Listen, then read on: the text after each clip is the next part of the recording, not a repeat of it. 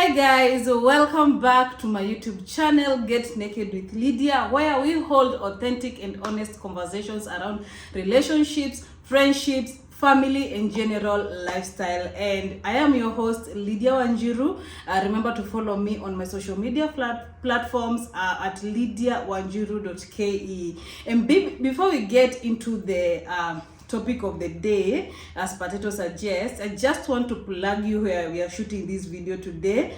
We are at one of the most beautiful apartments courtesy of Edmor Suites. This is a 2-bedroom apartment that is located in Kileleshwa. You can have this apartment as an Airbnb or a co-renting space. Yes, and if you have any questions in Kileleshwa, in Riverside, or at Ngong Road, you can hire as an Airbnb or co-renting space, please remember to contact them with the number on the screen or email them with the email address on the screen.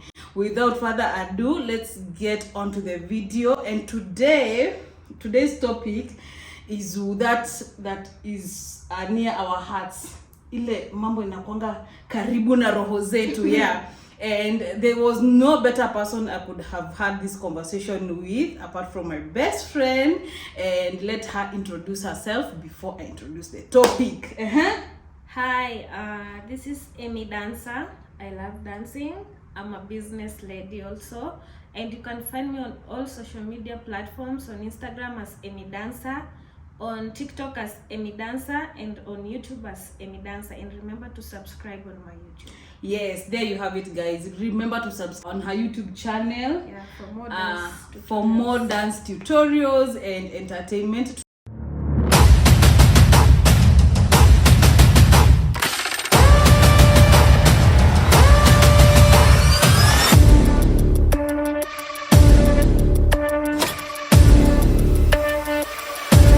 Anyway, today we are discussing about things we hate in men. Yes, men. This generation man has become, mambo imekuchemuka huku nje kuhusu wanaume.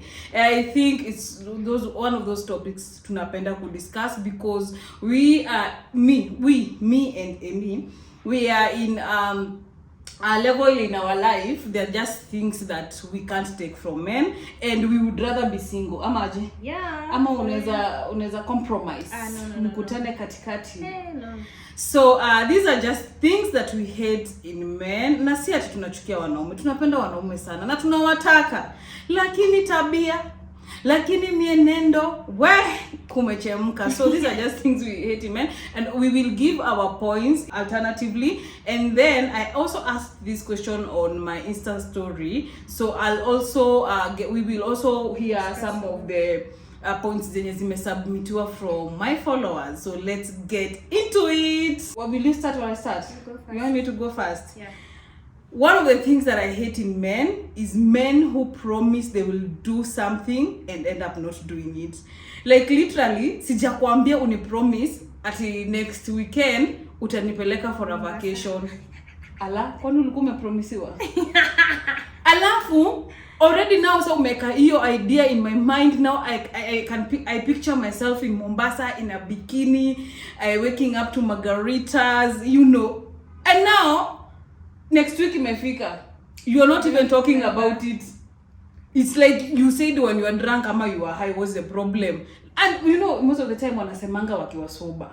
So like literally huyu mtu Kenya anaongea kuhusu anajua Kenya amesema, si ati alikuwa drunk. But then when the day comes, mtu anact like, unajua kuna mambo mingi sasa kuna pesa, sasa uchumi ni mbaya nini. I'm like, mimi hata sikuwa nimekuambia nataka vacation, sikukuforce unipromise a vacation. Why did you promise? And then kulikuwa na trend ya boy maths. Kulikuwa na hiyo challenge ya boy maths, and one of the things ilikuwa when a man promises you something, it's equivalent to them doing it. How? Ati mwanaume akikwambia, babe nitakupeleka vacation next month. Yani kukuambia hivyo, it's equivalent. Ashafanya. Like to him yeye ashafanya. Like what kind of mathematics is that? What do you think about that? Ushe promise utafanya kitu alafu mtu anafikiri kama si aliongea. So many things. But for me, I think they just want to impress you at that moment. Oh. Yeah. a promise. I don't understand, but they're just men. So your boy math ni kama inafanya kazi. Yeah. Anyway, we don't like it. If you're going to promise something, it's either you're going to fulfill it, already calculate how you're going to do it, you're comfortable doing it. If you're still not comfortable, just don't promise it. Nobody will ask you. On to the next one. I don't like men who are irresponsible. I can say in 2 examples. Like one, this kind of men, like maybe say you are staying like together as maybe come we stay, or a wife and a husband. There are this kind of men who are just too comfortable, like they don't want even to push themselves, like they don't want to provide. Have you heard of such cases? Yeah. And also this kind of men who gets people pregnant and they just act like hawajafanya kitu and their life inaendelea. They don't provide, they don't even check up on their kids. Like, why are you doing that if you know very well you won't be? So why are they having sex if they know very well in case of a consequences of pregnancy they won't be able to take it? Of course they must have sex, but now unprotected sex. But they're just comfortable. Like someone calls you, like let's say the baby mama calls you, like, oh, this and this, I need this and this, and you're just like comfortable living, partying with other girls, and you can't be responsible for your own child. Like no, I don't like that. But also I think most men that I've seen or talked to about the irresponsibility, especially when it comes to child support, one of the excuses they give, I'll call it an excuse, it's not a reason. Oh, she does not allow me to see my child, oh, she's toxic, she's dramatic. But in real sense, ni venye tu, this lady cannot continue having sex with him. So because he cannot access the lady like that, yes, most men that don't support their child in terms of provision, they do so because they cannot access the baby mama sexually. So he has to just give a reason not to, and that's it. And then in Guinea, when it comes to when you've moved in with a woman, the moment you show a man that you can pay rent, you will continue paying that rent for the rest of your life until you get tired. And the moment you show a man you can do shopping, house shopping, the moment you show a man you can buy electricity, the moment you pay a bill, even moja, he will never touch that bill. Now anakuaje comfortable, like a man you have to be. See, now they are saying it's 50-50. But some of them is not even 50. Kuna sasa wenye tu wamewekwa sasa. Na kuna wenye wanataka tu kuwekwa. Hata si ati wanataka relationship. And they're just oh no, I don't like it. Irresponsible men. Yeah. Me too, sis. Me too.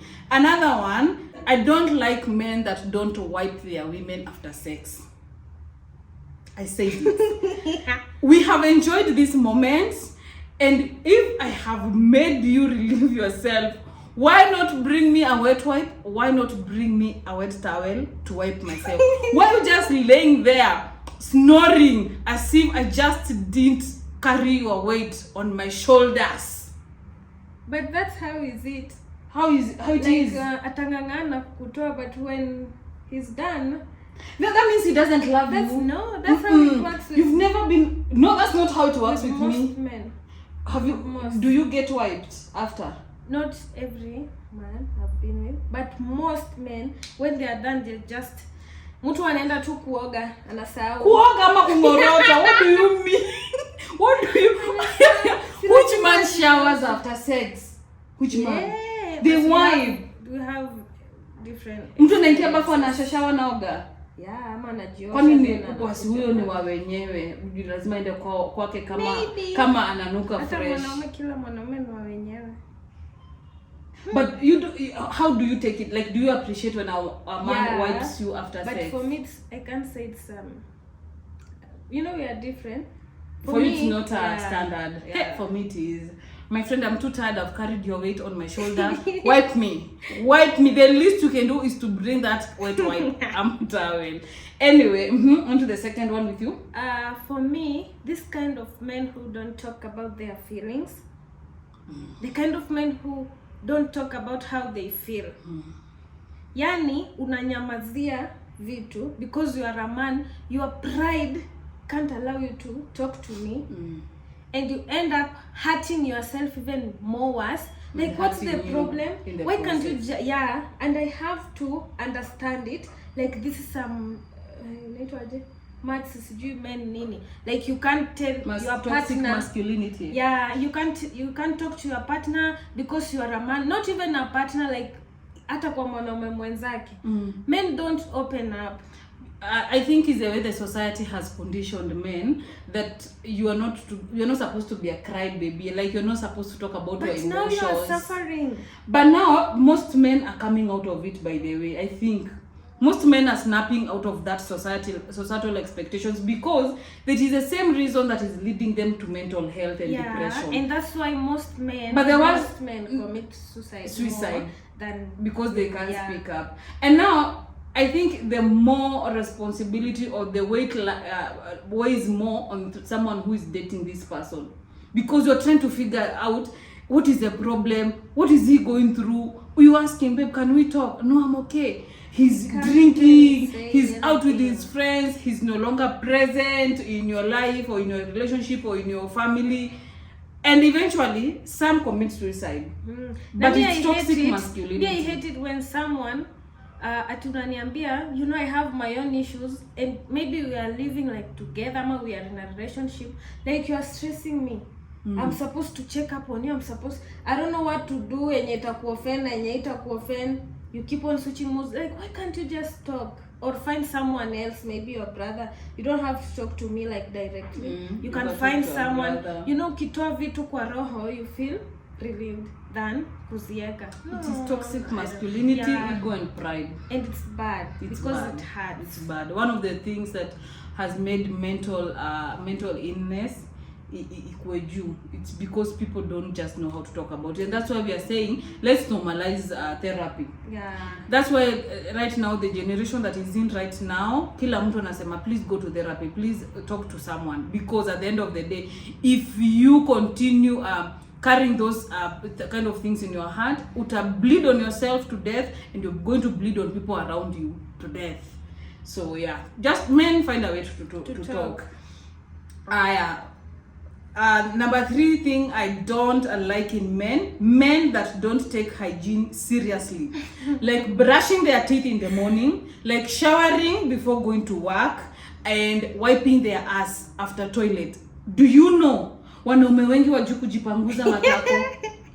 I don't know, sijakuwa na that. I held that conversation on my Insta story. Wanaume wengi wanafanyanga chupu na anaamka kama ameenda. Brushing teeth ndo najuanga. Wa brush meno. Like how comfortable are you to just wake up, put on clothes and go to work, go interact with other human beings in the planet and pollute? Miss Jayelewa, by the men brush your teeth. Na mtu ni mwenye akitaka kukuongelesha kwa tu baby. Sasa unatamani kuzimia, and you know harufu ya meno ni mbaya sana. That harufu ikijaa kwa tumbo yako, unasikia kama umeanza puke. You can literally puke. And then unajua brush meno, so meno imegather some yellowness, imegather, lips zina crack juu ni dry. And then mwili ananuka jasho. Imagine a man mwenye ananuka meno, mdomo, ananuka jasho, ananuka viatu juu ogangi na oshangi viatu. Very comfortable. Na hajapanguza matako. Na huo mtu anataka kusimamishe, akuongeleshe, akukatie uingie box. Na ukikataa, you saw in internet siku hizo wanagongana na mamawe, wanakupiga literally ukikataa kumpea namba ya simu, ama ukikataa kuingia box after amekukatia. And then men are saying, wanawake mko na standards, mtaolewa na nani, mtaishi single. We would rather stay single than contract diseases because of your unhygiene. Thank you. Please moge. Now wampanguza matako. Next point. Next, I don't like men who are like physical violent, who are violent and also wanapenda ku argue. Like you argue with a loud voice kuliko the lady. Like man, mini baby girl, I'm supposed to... No, nijua uko na kasauti kadogo. Mini baby girl, don't shout at me. Why are you shouting at me? But honestly, what did I do? Hata mimi sipendi hao wanaume. Alafu si only on kwa women, also unapata kienda nje kwa other men or other people. Yeah. Why are you shouting, bro? Why you so loud? Can't you just keep calm like other men? A real man anakuja anatulia na nyamazo, kimkosea na amka anaenda. Honestly, why are you shouting? And also physical, at you are trying to show me how you are so energetic. Siende afaitie country yetu huko. So fanye karate na Al-Shabaab protect fanya our boxing, country. Apeleke huko kwa border forest. To protect as a country. Nguvu ni mingi. Nguvu ni mingi. Why you unataka kuprovia nani how strong you are? But you know those are the most men who beat women. They are the weakest men. And the worst men on earth. Weakest in terms of emotions, mental. The only thing they have ni physical strength. But mentally, emotionally, that person is empty. So anaona ni kama anataka kukucrash chini kwa sababu unataka ku bring out something in him that he doesn't. And there is no way like they can find help. They can, but you see, for you to get help, you have to accept you have a problem. Yeah. It's like the way just going to therapy. You have to accept there are things you need to deal with. You need to wear out and change. But men, how many accept? Kwanza the violent ones, the narcissist ones, the toxic ones, the irresponsible ones. But wanna change. You see this kind of men, anaweza kuwa amepiga dem yake once and from that day ana change. Even there are those who cheat once na ni hivyo na hata ifanye kitu tena. Iko. Yeah, but me spend it ati tunaenda mahali you are shouting, you are all over like attention. Kila mtu akipita anakuona tu wewe ndio the loud. No. Attention seekers, No.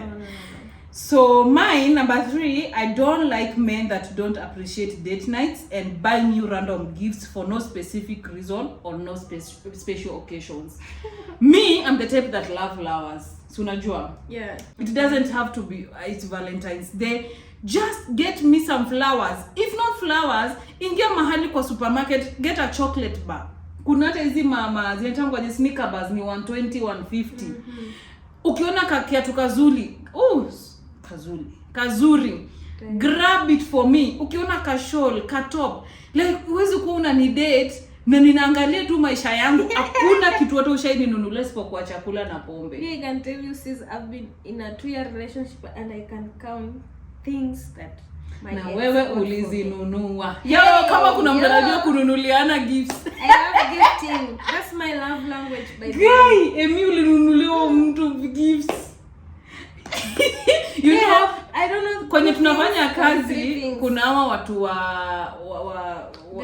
the hawkers wenye wanatanga thrifted clothes, thrifted shoes. Na zinakuanga poa sana. So, Emmy each time t-shirts zinapita. Anasimamisha hata mtu alikuwa anajuanga Emmy like 3 or 4 times per week like mtu anunua t-shirt. So anapiga picha, anatumia ex wake. So akitumia ex wake namuuliza Emmy ndo unanunua ati? Hapana, mimi namtumianga tu kama iko sawa, anatuma ndo. Anatuma sasa eventually before you used to tell me ati unamtumia ati alafu akutumia ndo unamchukulia.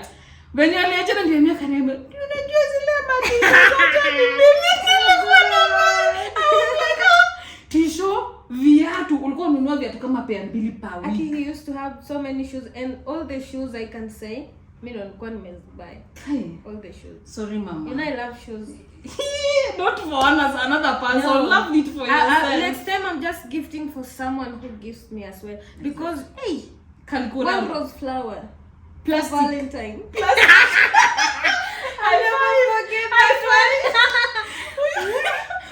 It was not plastic but it was one rose. Labda aliingia supermarket. Supermarket it's like 30 bob. That one piece. Alikuja nayo kwa kazi. Like it's okay showing off efforts lakini maua bana hata 500 ni maua mingi sana. Kwa shida kununua za 500. City market wanauzanga bouquet like 15 pieces of roses for 500 ama 20 pieces. Na nikaboke ka smart sana. Pole mama, you suffered. So I really like random gifts. They don't have to be pricey. The thing with men, they think we want pricey things. We don't want pricey things. It's the thought. Imagine umeingia supermarket umenunua ka chocolate ka so, umenunulia ka Minute Maid ama ka juice, umenunulia ka kitabu. Yani anything that, oh baby I got you this. It goes a long way. It does go a long way. Yeah. Small things matter. They do matter. Your third point? I don't like men who like show off. When you wanapenda show off. In terms of? Like you're trying to tell me how good you are. Also, these men, I don't know men or boys because of my experience.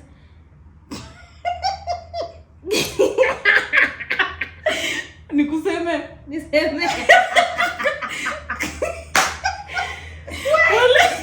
Wale wanaume wenye wakwambia I'll put you in 70 positions in 7 minutes. Anaenda kukupea 2 seconds. Why are you bragging? Just 2 chill. seconds. One chill, position. Man, chill.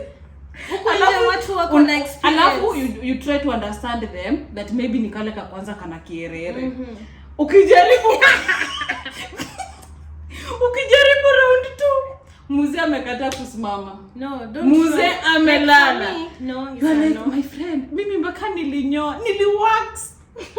Nilioga vizuri na family wash. Just wasting my body count. You wasted my time in the bathroom. Na ukanga normally na dakika 2. Leo nilioga dakika 10, bro. Shit. For one position in 2 seconds. And you know those kind of men, they always have something yenye sasa lazima akuwe na hiyo kitu ndo impress they have to compensate the weakness, like the weakness. Ni wale wa kuhaya magari ama sijui anakuwekea lea pombe expensive kwa meza, so ana overcompensate in something else that hata utakizo vitu unataka tu ile moja ni show off. Exactly, because whatever you're trying to do to cover up for your weakness. Okay, you know people are different. You might be weak, but talk to me to find ways, but just don't do just rubbish and wake up and you walk away like it's nothing. At least try to work on it. You know it happens. People are just like that. It does happen, yeah. But now it's not like you can't date those kind of men. But sikuna vitu zingine una try to improve. Muna talk it through. Muna ni other ways munaweza enhance it. Because process. How can you be comfortable just like that? Sana kucompensate na kupeleka road trip, na kupeleka clubbing, na kubaya. I'll find someone who will do it better. Me. But you see, what people are not understanding, masturbation. Masturbation weaken so many men right now to a point that when now they go with a woman, it is happening. Ni tool of work haijazoea. The tool of work haijazoea. For me, a woman imezoea mkono yake. So imezoea haraka, the goal is to ejaculate. So hii mnataka kuenjoy. So yeye the tool of work imezoea kutoa and then inalala na haiamshangu immediately after like a few minutes mpaka baby kesho. People are not understanding this, but masturbation inaharibu watu wengi sana. Just find someone. You know me, I had an experience like mimi nilikuwa nashangaa, why is it huyo mtu anakimbia kwa bafu like atumalize, you know the thing is failing to work. But now after that immediately anaenda kwa bafu, sisikii maji, sisikii anything. It's like anaenda kumasturbate, then he comes back. And when he comes back, will he continue with not at that time? Baka ikae. Nakata.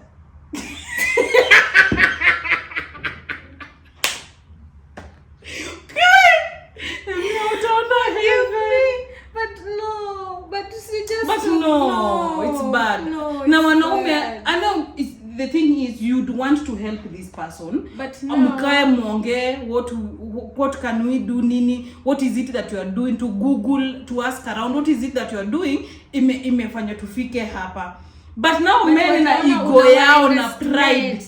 Ego yao na pride hizi waruhusu mkae chini muongee about it. Ataanza kusema labda wewe ndio mtaro, sijui hata ujui ku please mwanaume, ujui kuni turn on. Now again inarushwa inside. Nani atakubali kukaa na wewe? They still cheat. Men, come down. They still cheat with the weakness. They take the weakness. Yani wanataka kuonyesha mwanamke mwingine what you go through. Yani wanataka kuembarrass na mwanamke mwingine what they take you through, that the tool of work does not work. Sasa mtu anakuwa anasema ule yani anavumilianga hiyo kitu. Embarrassment. But leo tuongee to solve the situation. Anyway, we move on. Wacheni masturbation. Wacheni. My fifth point is men that are too free with the women. They have so many lady friends. When ladies are around them and even in your presence, they will try to somehow impress the ladies. And you are like, me by the way, too friendly. Me, my man cannot be free. I had a boyfriend, he used to be impressing women. Anakusaidia, kama ni kitu anakuvurutia, kama ni kitu anakupatililishia. Like ako rada yako sana kuliko rada yangu. But you know, for me, if I spot your man, it's like that. You'll never see me there. I'm not coming back at your place. You are different. Yeah, I want to entertain that. Ukiwa kwa nyumba yetu unakuja, Emmy uko sawa? Unataka juice?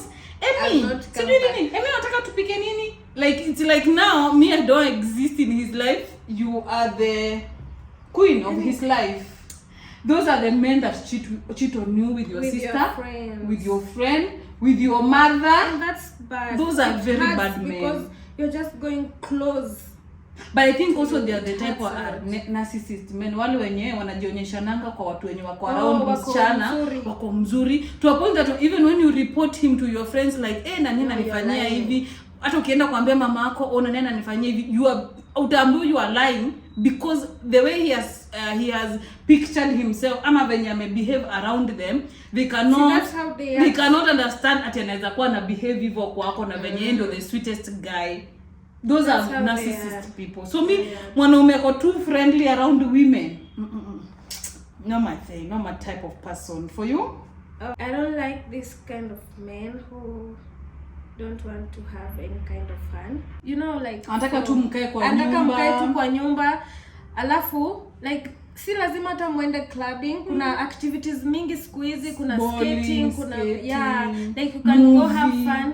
And do you know this daily activities mnashinda na mtu mkienda places mkihave hizo vitu zinafanyanga relationship zinakuwa strong. It's like I've had so many experiences.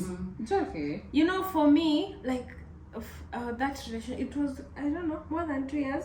But when I used to tell this guy, see, we can just even walk around. Kama hatuna pesa ya kwenda mahali, walk to around kwa estate. Tutoke tu nje. Like I just want to be with this guy. Sisi but outdoor. You know, mu associate in a different way. Environment. Kwa nyumba. He's like, you know, time bado hajafika. Time ya kufanya ni kutembea. Na ku explore.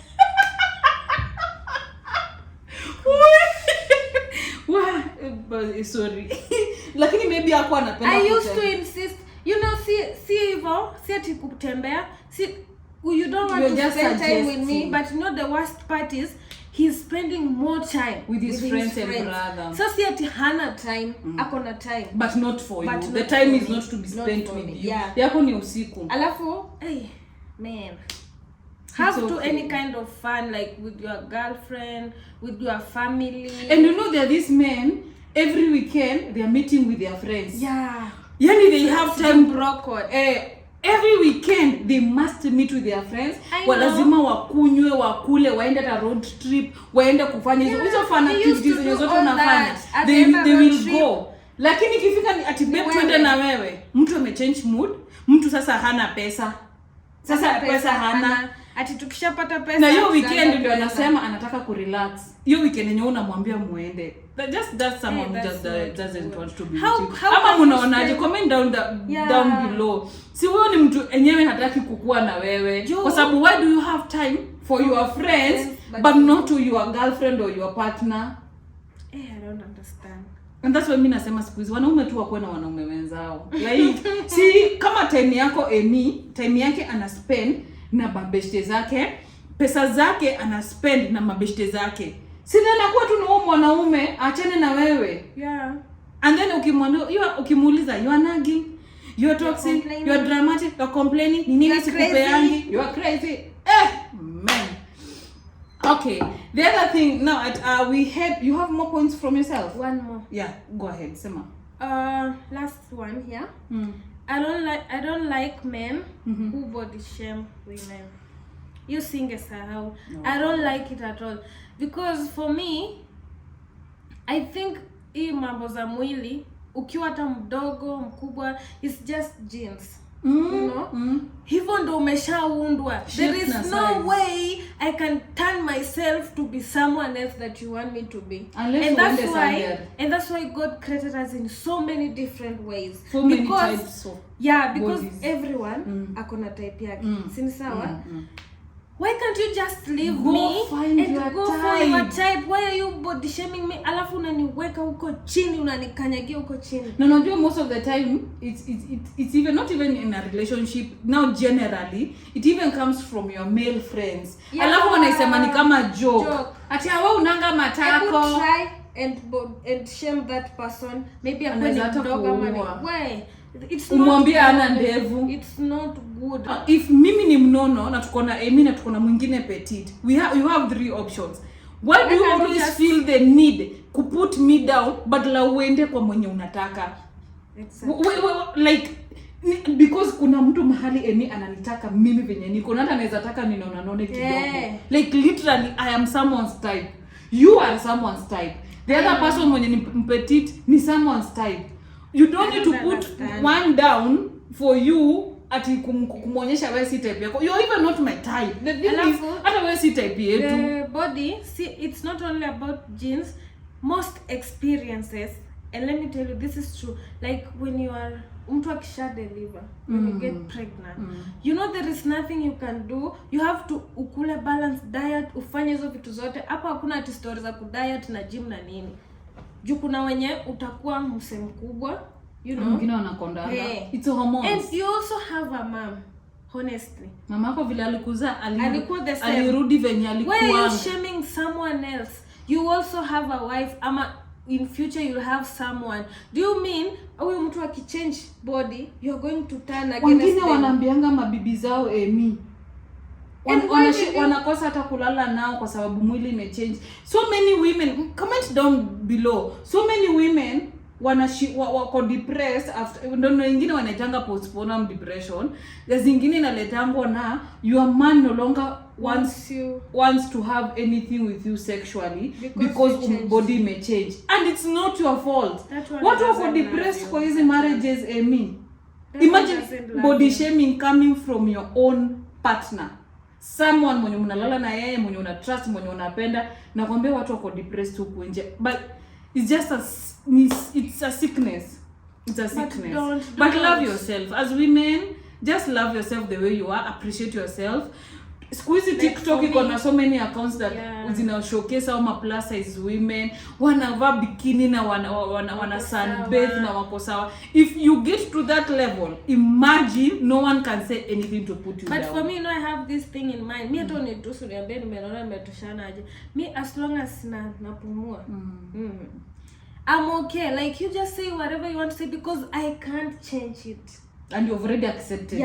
I can't change who I am to be someone else. But kitambo ilikuanga skin weupe, watu weupe, skin color also shaming. Have experiences. Squeezy ni kama waliacha skin color shaming. Bado iko. But sasa squeezy mingi meingililia body shaming. Wameachana color. That's a sick person. That's a sick. Na kuna wao pia marafiki ama family members mkikutana tu nao hivi kitu ya kwanza tu yani topic ya kwanza ni na umenona na umeongeza weight. There's so many things we can talk about. Kuna vitu mingi that happen kwa life yangu naweza share na wewe. Mbona unaona is the first thing umeona literally aujui kama mtu ni wagonjwa. Unajua kuna magonjwa Emmy. Kuna diabetes, kuna hizi mafibroids zinameanga mtu anakaa kama ako pregnant. People are literally sick. Wewe kitu ya kwanza umeona ni mwili yake. Na maybe mtu kitu inamsumbua mentally, imemweka into a very depressive mental space. Alafu wewe hiyo ndio umeiona hivi na umeipoint out. Niambia kama huyo mtu atataka kukua in public again. Ujiona mtu anatoka kwa nyumba na kuna jua amevaa jumper. Amevaa manguo bagi. Unashangaa huyu asikii jua tu na vile jua imewaka. Mimi nitatembea na crop top. I'll wear anything I want. Kwani tumbo kuna tumbo ya mtu imepotea. Nguo ni yangu. Mwili ni yako. ati sijui anza kwenda gym, itabidi uanze kunywa sijui nini. Ameshakuwa nutritionist wa maisha yao. All of a sudden. Anyway, Okay. Now the next points I have, niliwaambia niliweka hii question tag kwa my Insta stories, and I got some few submissions that we are going to discuss. One said they hate men that breathe. Huyo amekiona ndo kuniliko. Anataka men wakuwe extinct kama vya dragon na manini zilishanga. Zikuwe extinct. Waishe. But I understand so many people are tired with men. Ni vitu zenye men wanatupitisha. But it's okay. Another one says, I hate men that don't listen. Guy, Emmy ushaambia mwanaume kitu moja mara 150. I know. Like, ni kama ukusema jana, ni kama ukusema leo. Na ni kama asikii bado. Na ni kama amekuwa ni kiziwi ama ni kidef. Anataka aje? Def. Ni kama ako deaf. Like you tell bado ndo anakuanga. Like you tell this man, I like to be wished good night. Kama mimi napenda kuishow good night, napenda at the end of the day call me ama text me, ask me how my day was. I love it. Like it just means you just want to know if I'm okay. Uambie mtu leo, kesho kutwa, yani yeye anasema hizo ni vitu ati za watu wako sijui young you sasa, as long as you are okay, kama uko na issue yote unaweza tu niambia. Sasa kuna hao wenye maybe you have a point, you want to point it out, like kama sisi as friends, I have something, I need you to listen to me, I need you to understand in my own way, in your own but now view. Yeah, in my own view. But every time I want to say this something, it's like you feel attacked. It's like now you can't, it's view, about you now. That view is not eligible ama value enough. Yeah, so it's not again about me. Sasa imerudi kwako tena. So you are not listening at all. Yani akusikizi kabisa. Ni kama kwa relationship. When you used to be in relationships, those toxic relationships, unashinda ukiambia mtu, kama mimi my ex-boyfriend, the one who gave me character development, happy your story, subscribe. But there is that, wengi wamenifanyia character, but huyo ilikuwa on another level. You really graduate. Nikakuwa mpaka motivational speaker. Anyway, so zingine unataka amekufanyia kitu, you want to tell him umenifanyia ABC. You want just him to listen to you. He says ati wewe you don't know the right time to ask someone something. Unanyamaza. The next time una time saa zenye yako poa nini anakwambia you don't know how to speak to someone, like the words you're using, the tone, the attitude. Na ni makosa amekufanyia, unataka kumwambia amekufanyia, anakuambia hujui kutumia sauti, hujui tone, the tone to use, hujui the words to use, hujui time. Mpaka unashangaa mtu hataki kukusikiza tu, hataki tu kukusikiza yako yani. And you know that's so draining. Na kuna there was a point we had an issue, you issue ya time na the tone na time na sijui nini, na watu kutumia mpaka tukaita rafiki yetu atuongelesha. So the issue alikuwa amenifanyia ikakuwa sasa ni any other issue. Main point yake ilikuwa ya hiyo meeting, nilimuongelesha vibaya, nilimuuliza, nilitumia wrong words. So I'm like, yani tulitiwa meeting kusolve ya issue enye yeye ati mimi nimemuongelesha the wrong time using wrong words. Kenyatta you know what they do? Our toxic men or it's not toxic men peke, hata toxic friends. Like mtu anakukosea, but they never hawakuangi accountable for hizo makosa. And they want to wakisema pole. So when you try, kuna wenye hata wasemangi pole. Mimi nilikuwa na begging hiyo pole. Yani ni mtu aniambie tu pole nisikie vizuri. Hakuna. So sijui amekufanyia hiyo kitu, you are going to complain about it. He's just waiting for you. Ukipeleka hiyo complaint, atapick tu word moja. Hiyo ndio ataenda nayo. Hiyo ndio itakuwa sasa the new topic. Na hivyo ndio umekosa na umefanya. Mbona niuliza hivyo? Mbona niongelesha hivyo? You don't have any respect for me. So, ile story ya ulinicheat lini imeisha hapo. Imeisha. We have new issues that kind of relationship, run. Even friendship. Even family. Just be on your own. Because that is a controlling person. And Na the more you draining try to even relationship. speak to them, itakudrain. Yeah. Kwa sababu you will never put your point across. Out. They will never listen. They will never understand Yeah. you. Itakuwa ni everything about them. Kai, We. tumedrainwa kwa hizi relationships. Yeah. Yo. Anyway, something else someone said is men that ask you to pay for something that they will refund. Lakini kishafika hapo kwa kurefund is where they draw the line.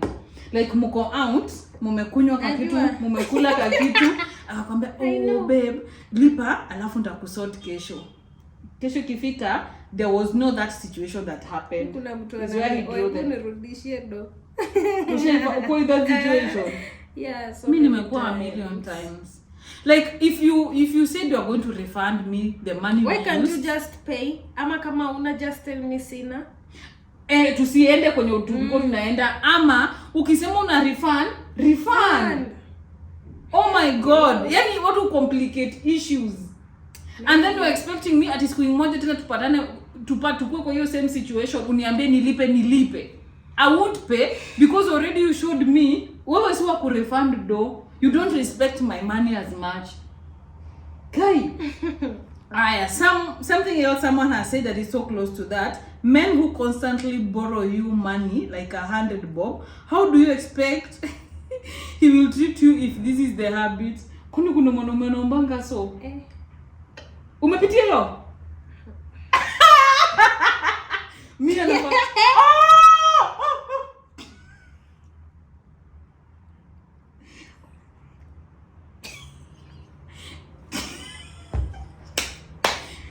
the guy here? No. Yeah. Okay. And this guy, you think you can borrow 100 bob? You siku bede tulishtuka. Mimi nilishtuka. Wewe ulishtuka? Yeah. But but honestly, men that borrow their women money. Not even their borrowing women. is not issue. By the way, borrowing is not issue. Anyone can be in a situation that. But si kila siku. Si kila siku na ukiboro rudisha. The problem is in refunding the money. Si ati juu mimi ni girlfriend yako, ati nikikuomba ukiniomba do, that's it. Even us za zingine muna expecting sisi turudishe. Alafu wewe kwenye uko na shida Emmy. Nimetoa pia 100 bob. Alafu siku kwenye uko na shida Emmy uombe mwanaume hiyo 100. Utapiga simu hadi jioni. Utamwona tu kwa kiflows out. Utapiga simu hadi jioni. He will not give, because men who borrow money are the same men that don't refund money and they can't help you out when you yourself you need the money. Wanawake. Na mostly ni pombe sasa nyandaji maji. Guy, do you know I know a situation where there are men wanaendanga out na maklande side chicks and then unajua venye side chicks wengine ni don't care hata mtu wa shisha akipita anaitisha shisha, mtu wa samosa akipita anaitisha samosa, mtu wa nyama akipita anataka nyama, ule msichana wa shots wa club akipita anataka shots. Then now maybe the boy alikuwa amebudgetia 3k imeisha kulingana na biju already bado wako na business zingine. So anapigianga menchi, hey babe, niko mahali manze na Brayo na mamake ni kama amepelekwa hosi kwa na emergency, akisunitumie 3k nitakurudisha kesho. Brayo akinirudishia unamtumia do, analipia shiko bill na yuko kwa nyumba, na sio labda umempigia the whole night hashiki simu. Atakwambia unajua ni emergency, hata sikuwa nasikia simu, hata penye niko hata nitakupigia. Yaani unaona ni seriousness but hajakuwa akishika simu. So it might be a serious situation. Haki men. Mimi akili kijua mtu amenifanyia hivyo. Unajuaje kama hujaifanywa? Si mtu wako alikuwa anaendaga na marafiki zake. Story for another day. One last point we are going to talk about is men that lie for no reason. Like unaweza uliza mtu, mbona uko unashika simu? Badala tu aseme alikuwa na rafiki yake. Anasema, nilikuwa tu hapa na rafiki yake. Na ni ukweli, na hata si issue kwako. Atakwambia, nilikuwa tu hapa chini. And then you find out later, apigiwe na rafiki yake amwambie, manze ulisahau charger. Rafiki tu like his bro. And then umuulize, na sio niambia tu ulikuwa hapa chini. Ati alafu tukatoka sijui na Brayo tukafika sijui wapi. Why did you lie ulikuwa tu hapa chini kama ulikuwa na rafiki yako mahali na umesahau charger yako? Like it's not even an enough reason for me to get angry. It's not even a reason. Like why are you lying? Why you lie? What's that is behind the lies? Like for me, ni kama amezoea tu kulai even in a situation. All men lie. Yo. Or not all men, everyone, Emmy. No. It's everyone lies. But it's a level of which you lie and to who you lie to. Unajua unaweza kudanganya, tunaweza kuwa tuna meet na maybe nachelewa na hata sijaingia kwa Uber. Hiyo ni uongo inaeleweka. Ndio wakwambia everyone lies. But kuna ile uongo, why you lying where you are? And one thing about men, see they are not sharp like girls. Like sharp danganya anasahau. So eventually you're going just to find out the truth. Ndio kuna mbongo when women cheat, men will sit down and take notes because we cheat and we never unasahau. Because mimi nimecalculate hata uniulize 10 years from now kwenye nilikuwa leo. Nitakwambia the same the lie nilikwambia nitaikumbuka. Sitaisahau. Like unaniambia unaenda Kitengela out. Then unasahau uliniambia ulikuwa Kitengela, ukiniambia story unakwambia ulikuwa West ama Westlands. Bro. Yes, yote alikuwa out. But sasa amechange location. Change location what? Be smart. They can't. They use their pride and ego. So wapo kwa smart hata uko na over expectations. Una expect. But me just think all men lie so much. Me I think everyone lies. It's just everyone lies, the level but of lying. I'm just saying relationship wise men lie a lot. Even in things that si lazima mtu akudanganye. Unamza bro, sasa mbona unaenda Rongai? Uniambie tu unaenda Rongai. Si lazima tu uniambie unaenda kufanya nini. Sema tu umeenda Rongai. Mbona uniambie uko Westlands na uko Rongai? It means you are doing something wrong. So already hata amejishtaki alikuwa anafanya something wrong. So guys, we have come to the end of the video. I hope you have enjoyed this video. If you have more points on things that you hate about men, comment down below. And if you think there are zingine go overboard ama go under, comment down below. Tuache ka feedback pale. Please remember to like this video. Okay, watch to ipe thumb up. Ipe to like because utakuwa unatusaidia sana. And also again, I've told you we are shooting at Edmor Suites in one of their beautiful apartments in Kileleshwa. This is a 2-bedroom apartment that can house more than like 4 people. Unaweza kuja couple wawili. It's an Airbnb and it is fully furnished. Ukikuja hapa kuna fridge, kuna microwave, kuna cooker, kuna gas, everything. Unakuja tu na food stuff zako za kupika. Everything else iko included in the apartment. And remember to contact them with the number below ama send an email to their email address on the screen. And remember to follow us on our social media platforms, lydiawanjiru.ke, Emmy Dancer. And until next time, bye. Mwah.